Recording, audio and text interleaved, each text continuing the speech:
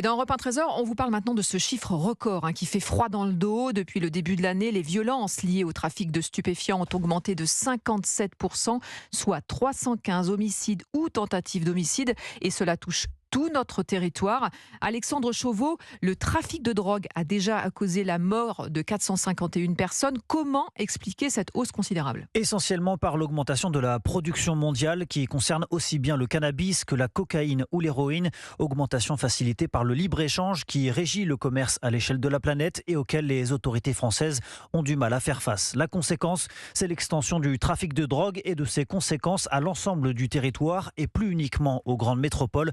Frédéric Vaux, le directeur général de la police nationale. Ça se manifeste à la fois par des opérations d'enlèvement, de séquestration, de torture et des homicides, tentatives d'homicide volontaires, dont on peut malheureusement constater qu'elles s'étendent aux villes moyennes un peu partout sur le territoire national. Angoulême, Cholet, Chalon-sur-Saône, voilà quelques exemples de villes moyennes désormais concernées par le trafic de drogue.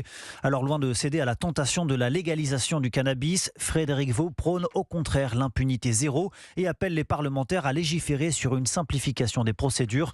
Précisons enfin que les chiffres donnés par Frédéric Vaux ne concernent que la zone police qui couvre 5% du territoire mais concentre 80% des faits de grande criminalité.